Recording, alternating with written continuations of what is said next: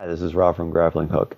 Today we're talking about how to leverage ideas and opportunities as you develop your next cannabis project. So let's talk about that, okay? Who, the first part, it's always who, what, when, where, how, why. So who are we talking to?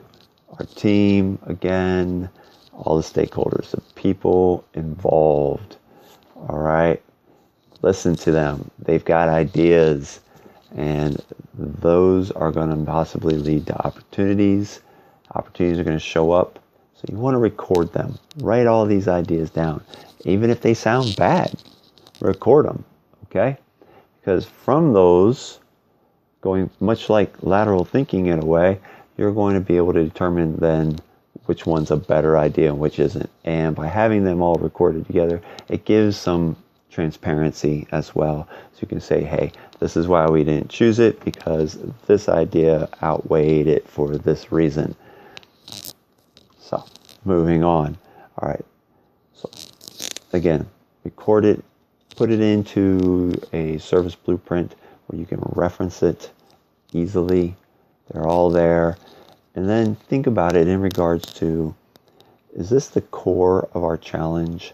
Now, you can go and read about challenge statements. There's be a link in the description below. I've wrote a blog about it before.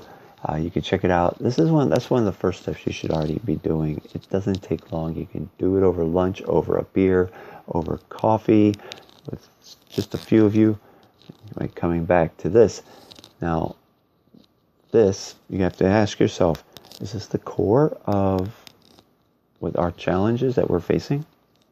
Does this enable the core that we're trying to work towards? That's towards your strategy, your ultimate strategy. So, and if you're not thinking about this, you may want to, right, dude? I'm talking to you, or do that. All right. So going back to it, now how do you leverage these ideas and opportunities? You put them down, weigh them out, think about it again. Is it core to what you're doing? So if I'm working on a big project and I get a stakeholder coming in saying, well, I think that we should have all the information in regards to immigration. Like, immigration? Like, well, yeah, because some people want to come from another country and work with us and learn with us. I'm like, okay, but if my project itself that's not the core of what it is, or doesn't enable it, that simply enhances it, then it takes away from my time to get the core of it done, right? So then that's my answer to them is, well, I very politely say, do you think you could get that done for me? You think you can get that for me? And you're like, oh, that sounds great. That's really good information. And it may actually help because it does enhance the product. Can you get that information for me? So that's a little smooth hint right there. It's always nice to just ask them. And then if they do, they feel like they've contributed something. If you ever had someone who's constantly telling you, hey, I think this needs to happen, you need to do this, you need to do this. Well, get them to, instead of just telling, have a little doing. And there's a little bit more, I didn't say like ownership, but there's a little more respect going on there. Both ways. All right. So going back to ideas and opportunities, write them down, record them, reference that blueprint, decide what you can execute, what you can't execute, what's going to help support the core of what you're working on, support the core of the project.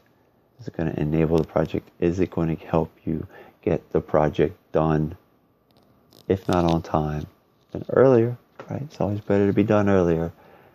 So think about that. Send me questions. It's Rob at grapplinghookishere.com. Take care. Signing out.